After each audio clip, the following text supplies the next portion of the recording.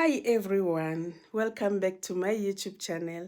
My name is Mashango. I am living with type 2 diabetes mellitus, and from the beginning of my channel, from the day that I started this channel, I said I'm going to share with you my diabetes, my journey with diabetes, and anyway, I'll be talking about other issues. Now I'm concentrating on diabetes mellitus.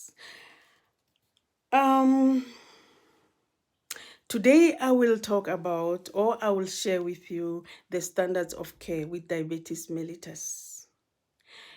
This is from the pamphlet that I was given by my diabetic educators in that hospital that I was following. So now, these standards of care were adapted from the American Diabetes Association and American Association of Clinical Endocrinologists recommendations. And I've been following this pamphlet religiously until today. These are the tests and examinations that a diabetic patient should do, and the frequency. So, okay, let me start with hemoglobin A1c or HbA1c or A1c. Sometimes when you are researching about your diabetes, you'll find maybe somewhere it's written glycated hemoglobin, or maybe you watch some YouTubers and then they'll be talking about glycated hemoglobin or glycosylated hemoglobin or HbA1c, A1c, or hemoglobin A1c is the same thing. Okay, so now let me tell you what is this blood test.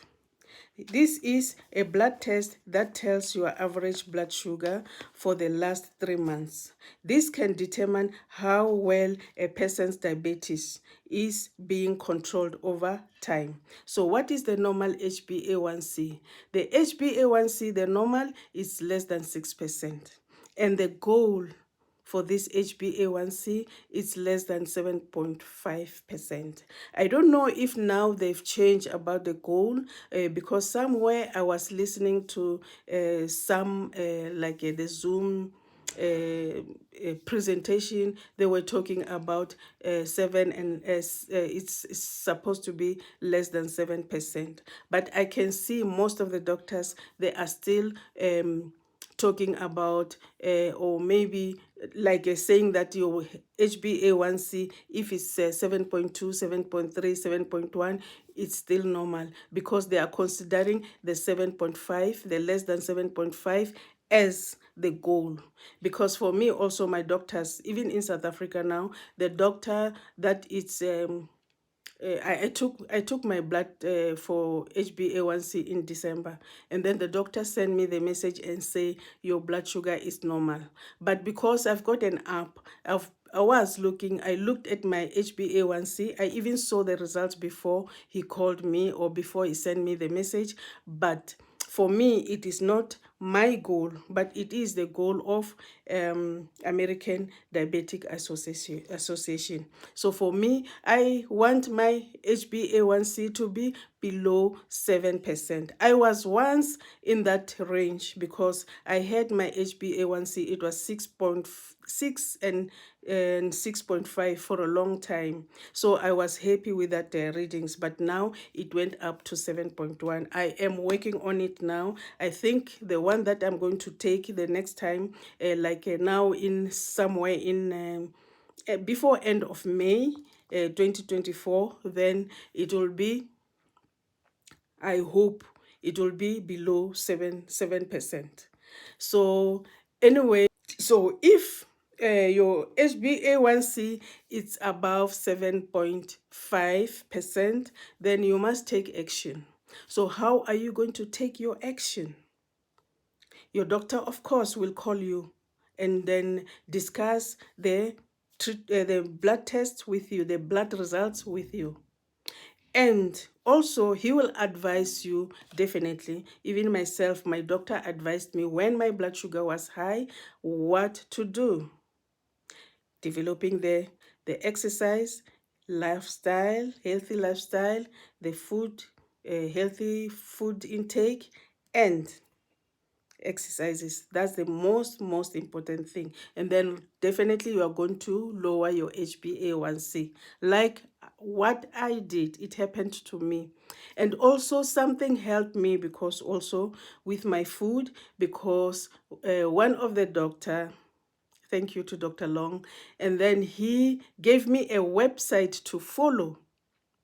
I followed that website, and then really I lost weight without any effort, because I followed what is written in that website. I'll share with you if you want me to share.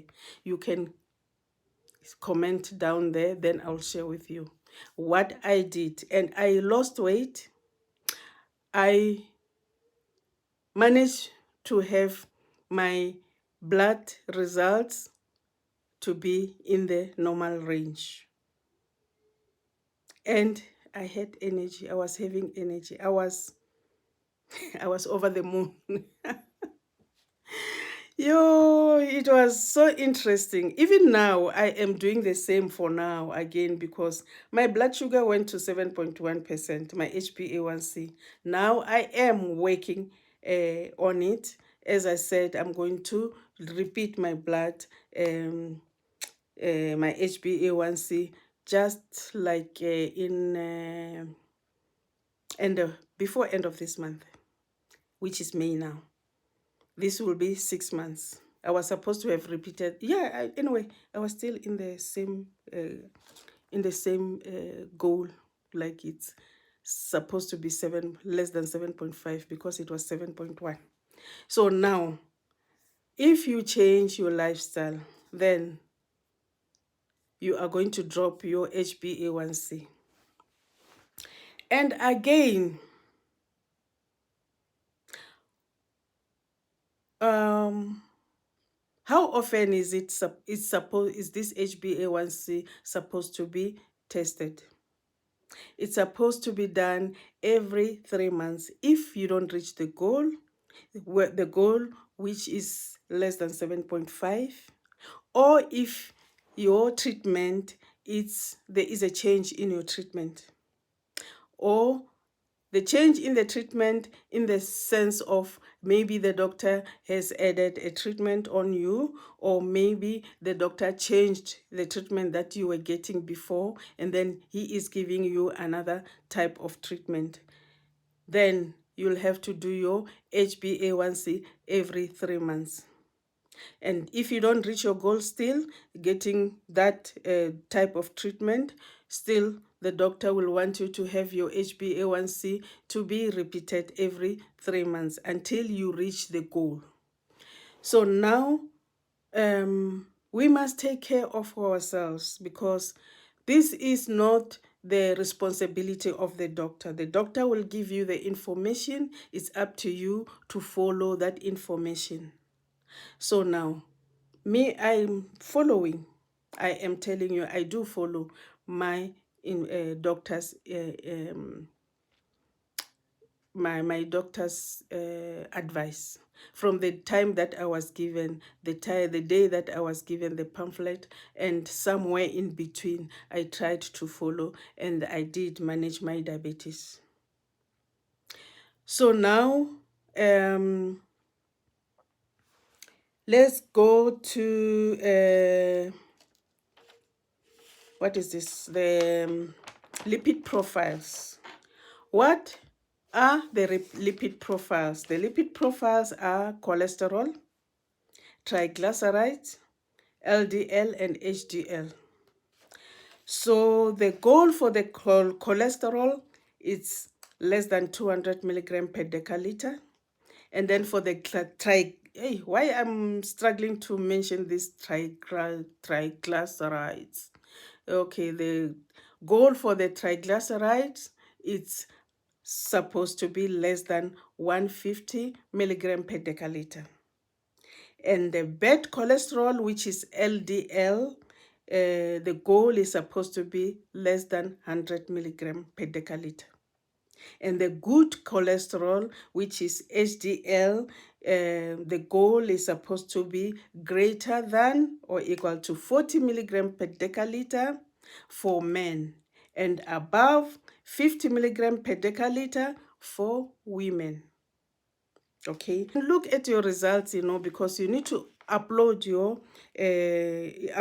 the app. For me, I have the Empath app. Now I'm brain fog. So I am using this app, and then once I have my blood test, I get my results immediately. As long as they upload my results in my file, and then I'll get my results. They will be uploaded in my app. So I'll see the results, even the doctor before the doctor, because remember, the doctor is not dealing with me only. He's dealing with many people. He's got many people results, many patients to follow. So before he look at my results, already I reviewed my results. I know. So with your results, then you will see this thing, the ranges of your bloods that are taken. I don't know, because I'm doing my results with a Empath, but I also have the app with the Lancet. But the last time I had with Lancet, the blood test that I had with Lancet in one of the mall around here with one of the doctor here in Pretoria, because they are using Lancet, I didn't get my results until I called the lab. Then they send the results for me with my email. But because the doctor did not call me. But the one of Empath, the doctor that I'm using, the one who is in my area, then he always send me the message, not to call me, but send me the message that your blood tests are normal or abnormal or whatever. But always my results are normal. So now, I'm not going to mention all this, because, just look at the results, or ask the doctor to give you the results in full, not the normal and abnormal. Okay, now let's go to the blood sugar monitoring. How are you supposed to monitor your blood sugar? So the frequency of blood sugar monitoring is based upon your situation, and your doctor will determine how often to monitor your blood sugar level. For me, I was advised by my patient, diabetic educators, and to monitor my blood sugar 2 to 3 times in a week. Like in the morning, I should start with fasting blood sugar, and then followed by 2 hours postprandial, meaning 2 hours after eating. So now, if they said if I want, I can do 1 and 2 hours after eating. So I've been doing that. Most of the time I was doing like 2 hours after eating, but sometimes I'll do it 1 and 2 hours after eating, to see how my blood sugars is spiking,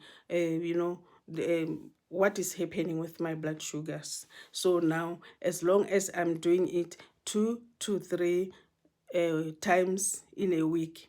But it doesn't mean that I've been living like that from 2014, doing my blood sugars like that. It's sometimes I'll do it. It depends that that day I have time to do, or that week I have time to monitor my blood sugar.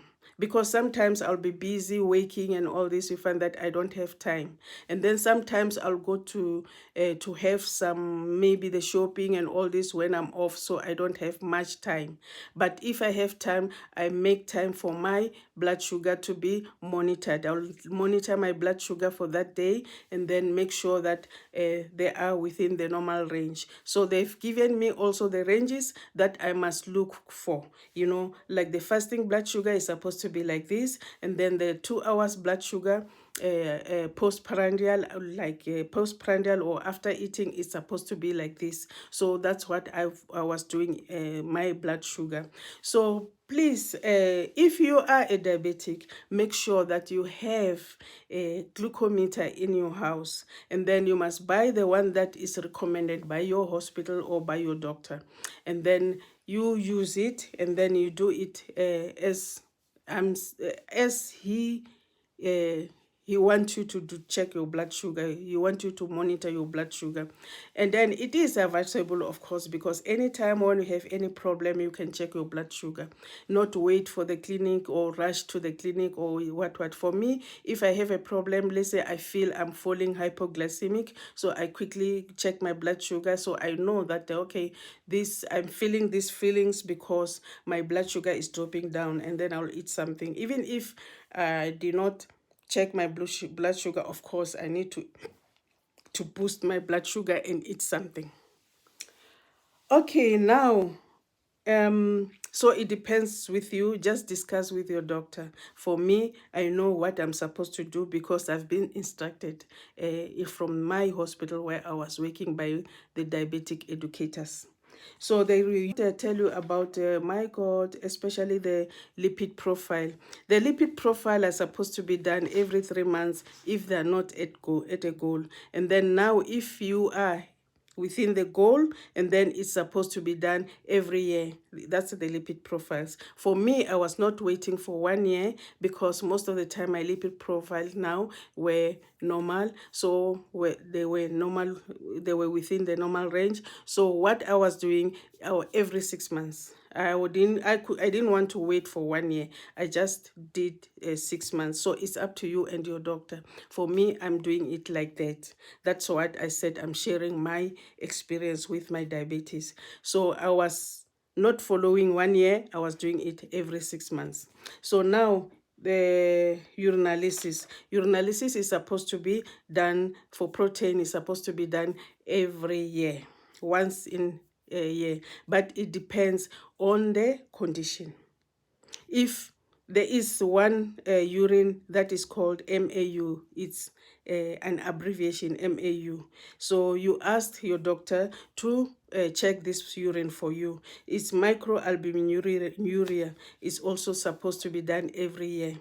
But for me, I've done it, of course, every year. I just forgot last year to do it. And then because, I was doing it in the hospital where I was, so I came here, I was not doing it. I last did my urine in 2022, so 2024, 23, I did not do it, so 2024, I must do it, but I just forgot because really I don't miss that one. I need to check my kidneys always. So we check urine for protein every year, and then MAU every year if the urine protein is negative.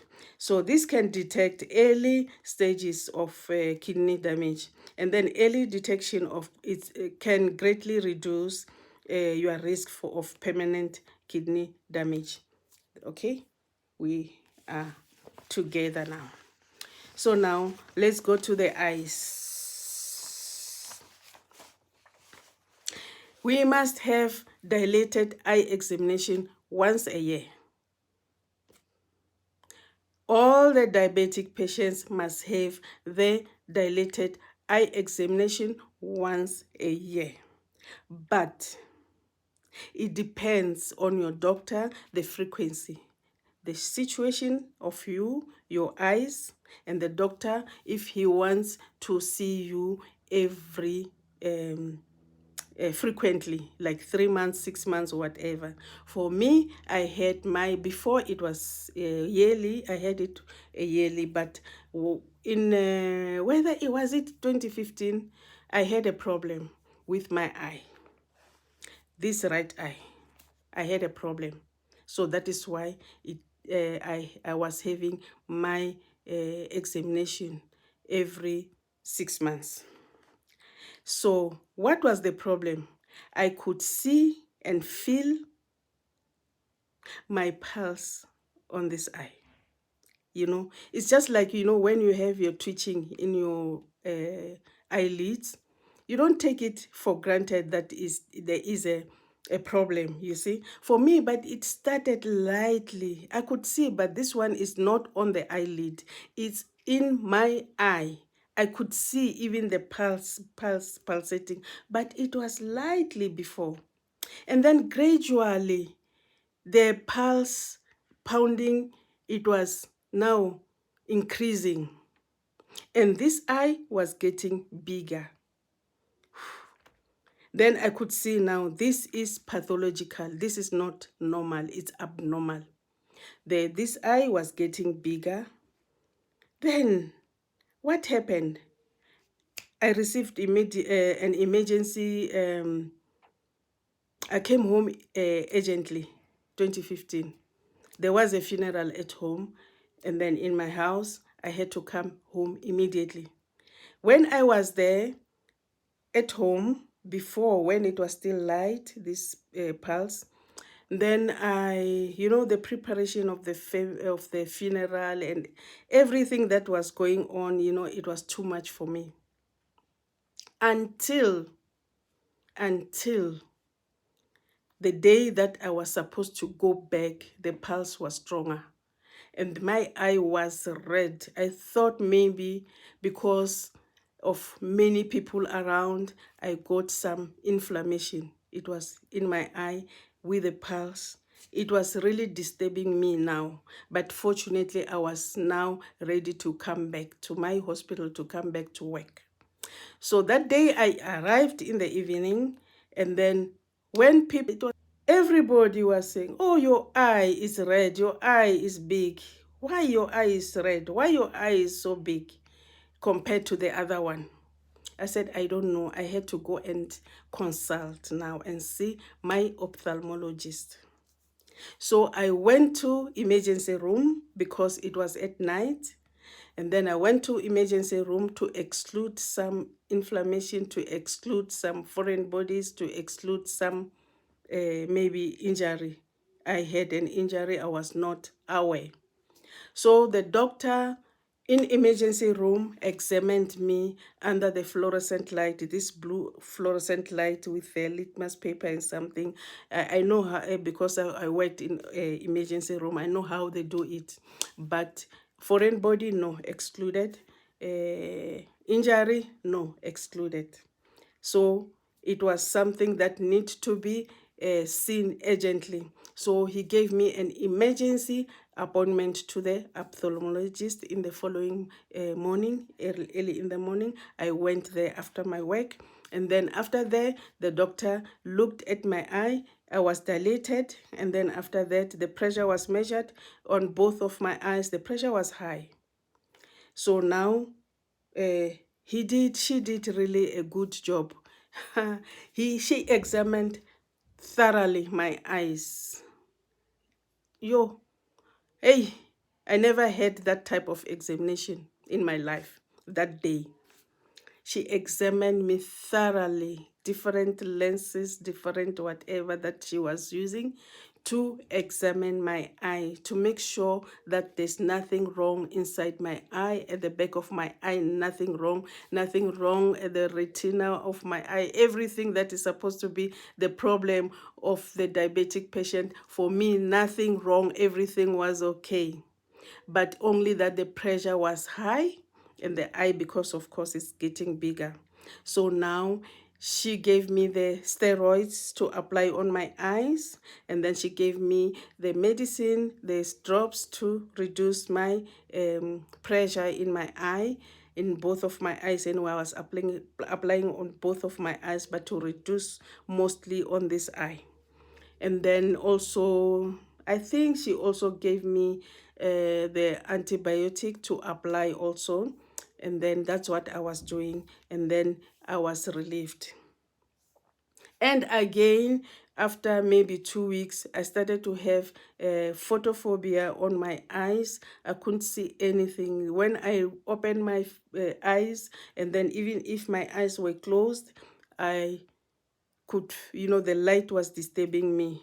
So I don't know what was the problem, but I went immediately for examination. There was nothing wrong. And then he also gave me that time again, another week, another steroids, but everything from that time, everything stopped. I think also it, I think nobody said, no doctor said, I think also my blood sugar, maybe it was because of my blood sugar was not controlled, maybe. But I tried to work on it, everything stopped. And my eye, within 1 week, I mean, like the pulsation stopped within a week. So anyway, it was less than a week. I'm just talking about a week, but within that week, maybe 3 days, 2 days, everything stopped, and then I felt much better. So now, it depends on your doctor how frequent he wants to see you. Okay, this is how I was examined. This is how my eyes were examined. Every 6 months, I had an appointment for my eyes, and everything was fine. Doctor wanted to see me just like that, always. So the food examination. Food examination is very important if you don't follow that food examination. In some places, like around my area, I never had anybody going for comprehensive food examination, because I don't know if they are there around the area they can go and have it. Because of course, if they go for that food examination, it means that they need to have medical aid.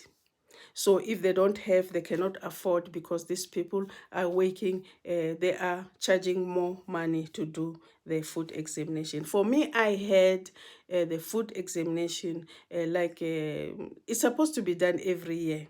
For me, I've done it maybe a comprehensive one, maybe 3 times or 2 times, because it was very hard to get an appointment from the day the doctor wrote this for me to have a comprehensive one, because it involves a lot of there are many patients these days. There are many people who are living with diabetes. Many people are living with diabetes. Some are not diagnosed, some are diagnosed. So anyway, in my hospital, it was very difficult to get an appointment. So for the comprehensive one, even the doctor, when you go to the doctor, they are not the one assigned to do the comprehensive examination. So now I had the comprehensive one, as I said, twice. But there is self inspection every day. You must inspect yourself every day. Every day, that one is important. It's just like you are doing the food. You are doing the food examination. You must report immediately to the doctor if you have any blisters, if you have any, the color of your legs are changing, and then you must look at any sores. You must look for any edema. As long as you develop edema, you develop sores. If there is any tingling in your feet, and then tingling and numbness, pain on your feet when you are walking on your feet, when you are walking, you must report to the doctor immediately. And all of a sudden, if you feel your legs are becoming cold, please report to the doctor, because not the one that you can relieve, like applying socks, and then you feel that now excuse me, you feel that now the legs are warm. No, I mean the one that you, even if you wear your socks or what, the legs are cold, cold, cold. Just report to the doctor. Don't wait until your next appointment, because it will be too late. Immediately, just go and report and tell your doctor, record the day when everything started. Any abnormalities on your legs that you have never seen, on your toes, on your toenails, please report to your doctor immediately. That is why sometimes for me, when I was having this comprehensive food care or examination, I was wearing nail polish. And then he said I must never wear nail polish again because I cannot see any problems on my legs, on my 2 nails. Then I said, oh, how am I going to live? You know, this is not, it's not okay for us ladies, you know, because all the time we need to polish our toes, and then we need to look beautiful. But according to these doctors, they said, no, I mustn't wear the nail polish. But I do wear because sometimes yes, I don't. It's not always that I go and do my pedicure. I sometimes go and do my pedicure, but not wear the nail polish, just to clean them. Well, but sometimes I do wear the nail polish, but we are not supposed to wear the nail polish according to my doctor who was examining my legs. So now, I don't know if I left something that's supposed to be reported, but as long as you see something abnormal on your feet, please don't stay with that one. Just go and report to your doctor immediately. Don't wait for the appointment. Just appear in the doctor's, make an appointment, call and tell the doctor that you are coming, you have this problem. Okay, let's come to the weight. Very important. You will monitor a healthy weight by developing a healthy lifestyle that balances the food intake with drug therapy and exercises. Let me tell you the exercises that I used to do. Very simple. Walking around here, let's say maybe you are living in a complex, just walk around if you are having a free time. You don't need even to run around to lift the they do what. No. For me, I was just walking around. And then if I want to run, if you can run, just run around or play with the kids. You know, the kids can make you exercise. I mean, like the toddlers can make you exercise. And then sometimes I used to play a music, the first tracks. I recorded one track that it was 6 minutes. I made it to be 18 minutes because I recorded it 3 times in one place. So it will play until that 18 minutes. And then I will dance different styles, you know, not a specific style, you know, like now the styles that we are dancing on all this. I was just dancing anything, moving my body everywhere, moving, and then doing all the exercises, but following the rhythm. You know, I lost a lot of weight. And then again, when I checked my blood sugars, my my everything was normal. And then I felt light. I felt healthy, even my body. When I'm walking, I still remember I had this friend of mine. She used to say before, in the beginning, you know, I couldn't climb the stairs. You know, there was a certain bridge that we need to climb the stairs. And then when I was walking, oh, it was very hard. She will just walk up for me. One day I started to walk, you know, when I was now exercising. Then and then she said, oh my God, I can see now there's a great improvement. What are you doing? What were you doing? Or what, you know, all the time, what are you doing? Why you have stamina now? You are moving, you are not moving like before. And then I said, oh, I told her, I said, my God, I'm trying my best to work hard on my health.